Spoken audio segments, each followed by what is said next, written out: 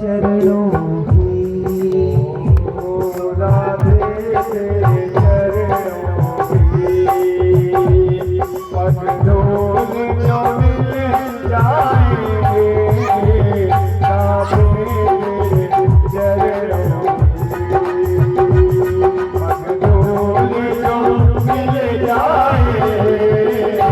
सच कहता हूँ राधे, सच कहता हूँ राधे, तकदीर बदल जाए, सच कहता हूँ राधे, तकदीर बदल जाए, श्यामा तेरे चरणों की पगडोल जो मिल जाए, राधे तेरे चरणों की, राधे तेरे चरणों की पगडोल जो मिल जाए, राधे तेरे चरणों की पगडोल जो मिल जाए। सच कहता हूँ राधे, सच कहता हूँ राधे, तकदीर बदल जाए, राधे तेरे चरणों की। हरि रस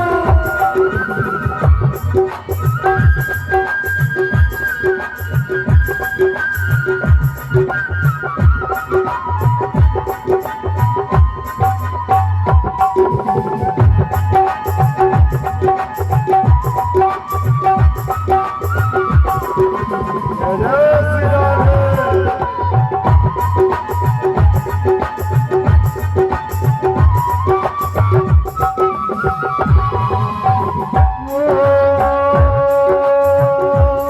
राधे इस जीवन की बस एक तमन्ना है,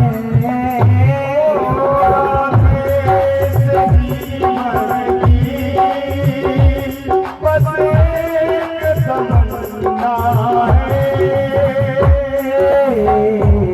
तुम सामने हो मेरे, तुम सामने हो मेरे, मेरा दम ही निकल जाए, राधे सामने हो मेरे, मेरा दम निकल जाए, राधे तेरे चरणों की।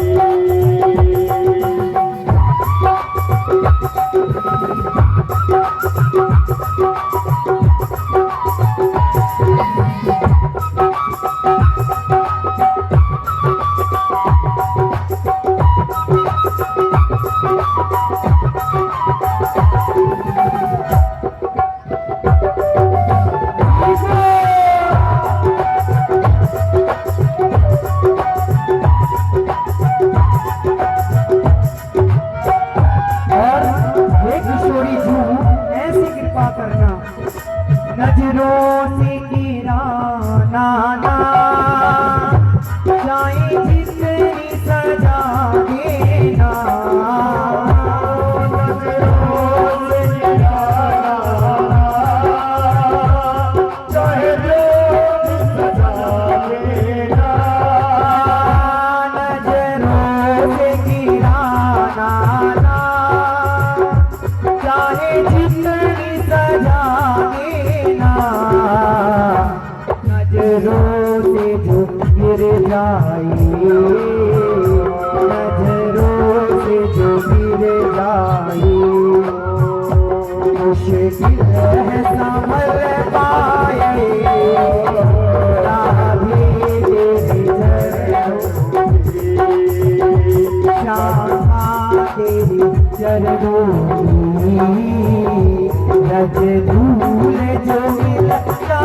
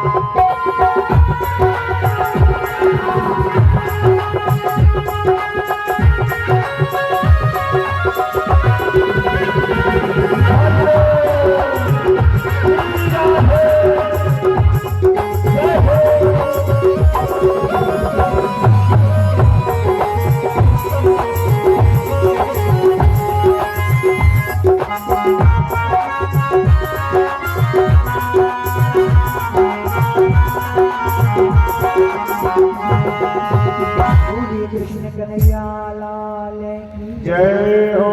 ऐसा भाव भैया चाहिए। फिर भगवान भी आपके आगे पीछे डोलेंगे, ये शास्त्र कहते हैं। रामदास ने भगवान का ऐसा भाव किया कि गुरुदेव ने आकर के रामदास जी को प्रणाम किया। और ये रामदास कौन था? ये दासी पुत्र रामदास कोई और नहीं, नारद जी। स्वयं नारद जी महाराज पूर्व जन्म में दासी के पुत्र थे, उनका नाम था रामदास। तो जब मां शांत हो गई थी, गाय का दूध निकालने गई, सर्प ने काट लिया, इनका सहारा कोई नहीं बचा। संतों के आश्रम पर चतुर्मास बिताने के लिए बाहर से संत आए, और जो बाहर से संत आए उन्होंने रोज रामदास को सत्संग कराया। आप ध्यान देना, सत्संग में बहुत सामर्थ्य होती है। बिन हरि भजन न जाई कलेसा, सत्य अनुभव निज कहूँ खगेसा। अब भोले बाबा कहते हैं बिन हरि भजन न मिटन कलेसा। अगर सब चाहते हैं कि हमारे घर मंगल हो, शांति हो, तो भगवान का भजन करना चाहिए। ये शास्त्र कहता है, क्योंकि भगवान के भजन के बिना तो मंगल मिटता ही नहीं है, अमंगल मिटता नहीं है। निज अनुभव, भोले बाबा कहते हैं निज अनुभव मैं कहूँ खगेसा, बिना हरि भजन ना मिटे कलेसा। जिनके घर रोज क्लेश होते हैं, झगड़े होते हैं, लड़ाई होती है, उनके लिए उपाय है कि रोज हरि नाम करना आरंभ कर दो, राम राम करना आरंभ कर दो, राधा राधा करना आरंभ कर दो। जो आपको अनुकूल लगे वो करना आरंभ करो। फिर देखना कैसी आपके अंदर भक्ति की बाढ़ आती है। आप उसमें प्रेम सरोवर के गोते लगाओगे, आपको पूरा आनंद आएगा, पर करना पड़ेगा। बोलो जय राम जी की। कहते ना, भक्ति करोगे तभी तो आनंद आएगा। भक्ति करेगा तो बड़ा ही सुख पाएगा, भक्ति से आत्मा का मैल छूट। कहते ना, राम नाम के साबुन से जो मन का मैल छुटाएगा, अंतर मन के पट में ही वो राम का दर्शन। भाव यही कि हमें भगवान बैठे बैठे चाहिए आज। हाँ मिलेगा, फिर और क्या करना है, बस ध्यान लगाना है। तब शंकर देखियो धरि ध्याना, भगवान भोलेनाथ ध्यान करते हैं, भगवान विष्णु ध्यान करते हैं, जितने भी देवी देवता हैं सब ध्यान करते हैं, केवल मनुष्य को छोड़कर। मनुष्यों में भी कुछ 20-30% लोग हैं जो पूजनीय है, वंदनीय है, आज भी संत हैं। आग लगी आकाश में झरझर गिरे अंगार, संत ना होते जगत में तो जल मरता संसार। आज भी संत है भैया, आज भी महान आत्माएं हैं, इसलिए ये धरती टिकी है। शास्त्र ऐसा कहते हैं। और जिस दिन एक संत नहीं होगा, एक भगवान का भक्त नहीं होगा, तो ये पृथ्वी जलकर भस्म हो जाएगी। जब घनघोर कलयुग आएगा, जब भगवान के नाम का, भगवान की कथा का कहीं गान नहीं होगा, तो स्वयं परमात्मा का अवतार होगा। तब रघुवंश लीन अवतारा, किस लिए भगवान अवतार लेते हैं? भूमि का भार हरने के लिए लेते हैं। संग गोतन धारी भूमि बिचारी, गई शरण त्रैलोका। वो जो त्रैलोक का स्वामी है, नारायण है। जब ये पृथ्वी सबसे थक जाती है, पाप बढ़ जाता है, तो नारायण से कहती है अब एक एक पापी मुझे वज्र के समान भारी लग रहा है। तब फिर भगवान आते हैं, तो भगवान यहाँ आके क्या करते हैं?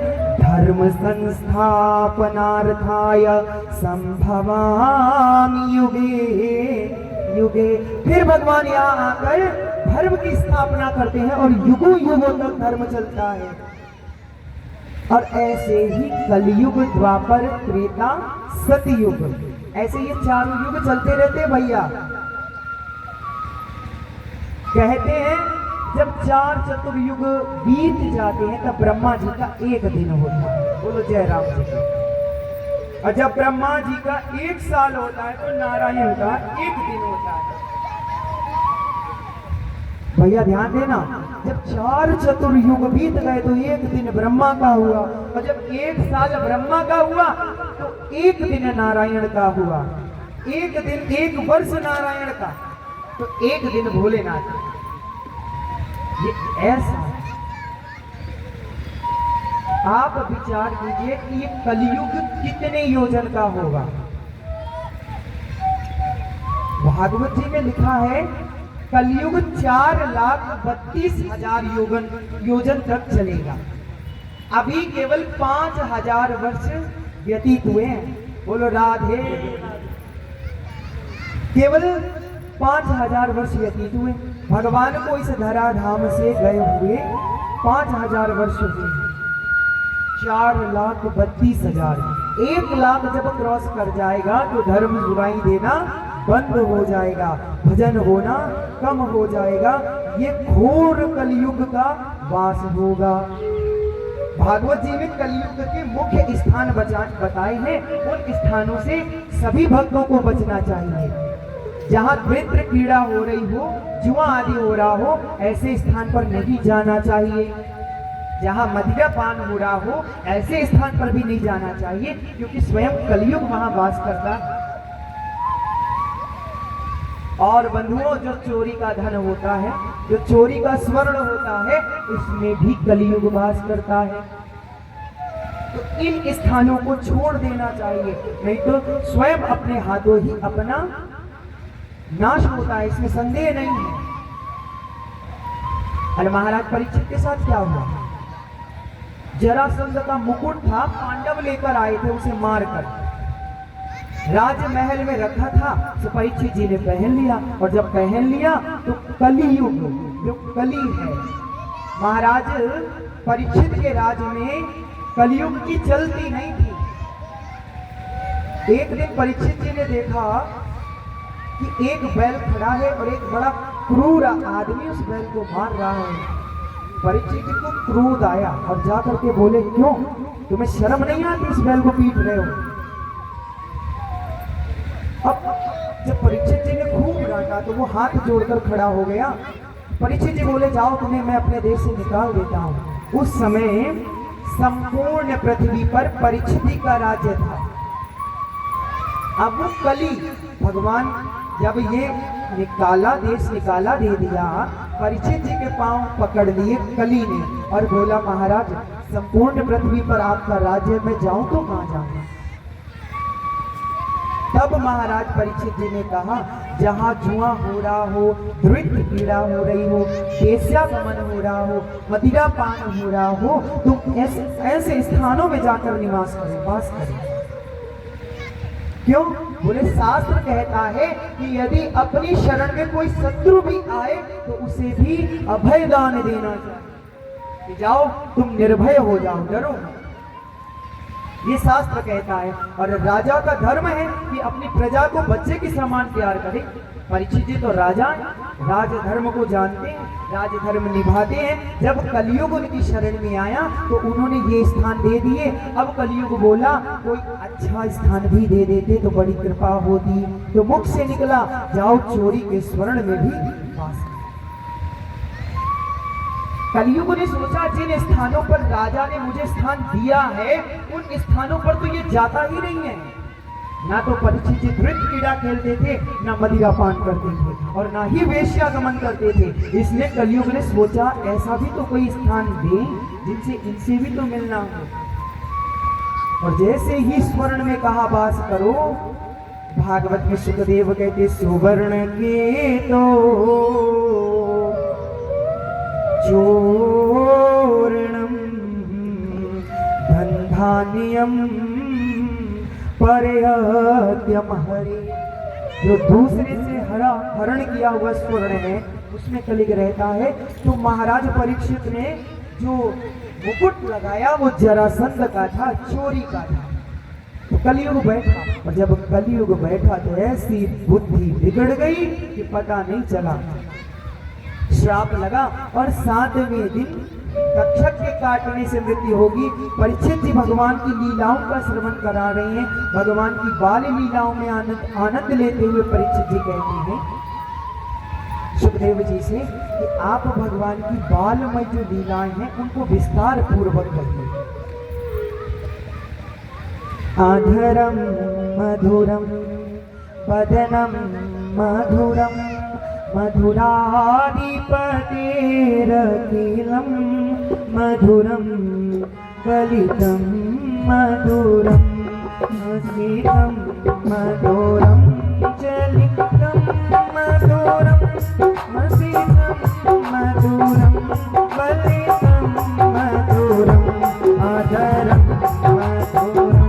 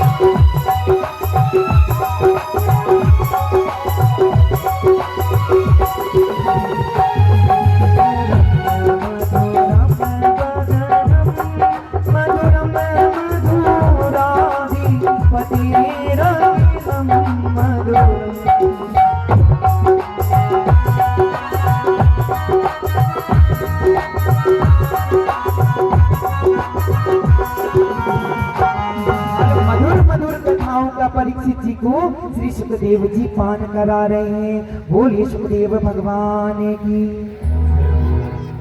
5वां दिन है, 5वें दिन परीक्षित जी को भूख प्यास नहीं लग रही। ये विचित्र बात है कि नहीं है? एक संत थे भैया, और उन संत के महाराज के पास 2 मूर्ति थी। ध्यान से सुनना कथा क्या करती है। तो दोनों मूर्ति उनके पास स्वर्ण की थी, सोने की थी। सोने की मूर्ति को लेकर के महाराज जी गांव नगर में गए और लोगों से पूछने लगे, भैया इन दोनों में क्या अंतर है? इन दोनों में अंतर क्या है? जो बताएगा उसे 1 लाख रुपए इनाम देंगे। अब भैया बड़े दिमागी लोग आने लगे, देखने लगे, पर कोई नहीं बता पाया कि क्या अंतर है। एक मूर्ति 5,000 की, दूसरी 10,000 की। अब जब बहुत प्रयास किया, किसी ने नहीं बताया,